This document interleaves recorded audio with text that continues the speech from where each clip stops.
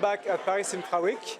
I'm in company of Guillaume Camus. Guillaume, hello. Hello. You lead infrastructure equity investment coverage in France for IFM investors. Can you present in a few words IFM investors as well as the scope of your mission? Sure. So IFM Investors was founded in 1990 and is a global asset manager owned by Australian pension funds.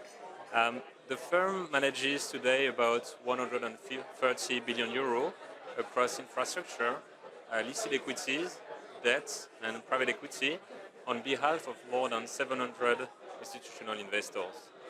To put it in a European context, out of these investors, more than 120 are European, and they manage, we invest on their behalf, close to 9 billion euro of assets. And infrastructure is the largest asset class of IFM investors, with close to 70 billion euro of assets, which makes IFM one of the largest infrastructure managers globally. And maybe a few words about my role as well. So I'm a director in the equity infrastructure investment team of IFM Investors. As you said, I lead the French coverage for IFM in terms of equity investments, and I've been with IFM for about 12 years. What can you tell us about the role of infrastructure in the effort for decarbonizing our society?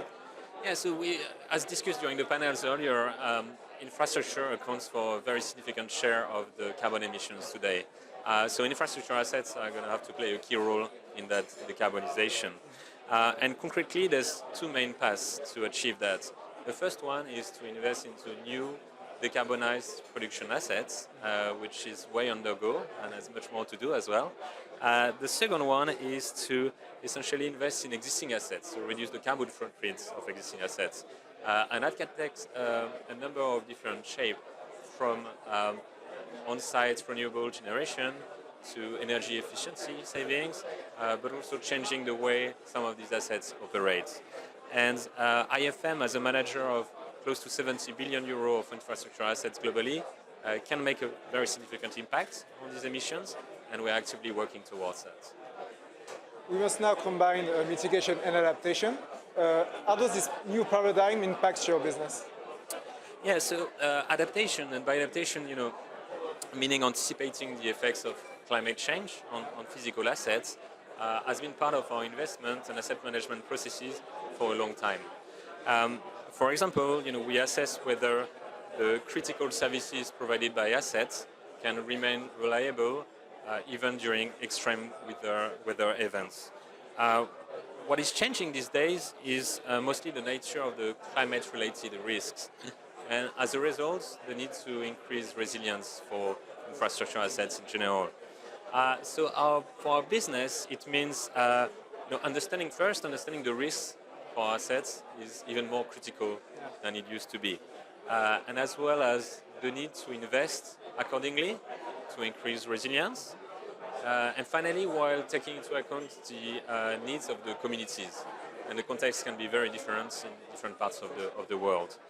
I think the collective challenge is that despite the importance of adaptation investment, the financing gap remains important.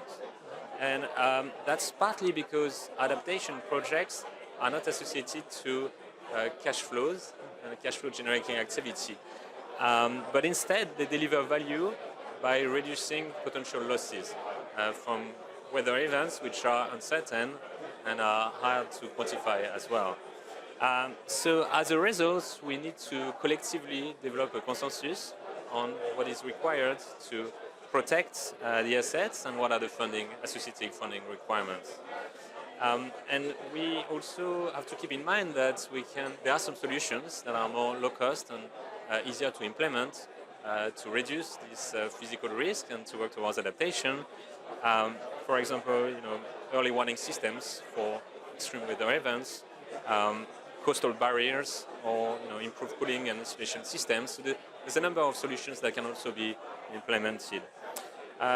Overall, through the work on decarbonization and energy transition, we're witnessing significant momentum and positive outcomes in the infra space. So, to finish on a positive note, an optimistic note, there's still a lot of work ahead, but we think that the critical levers are in place, and as IFM investors, we're actively working on it.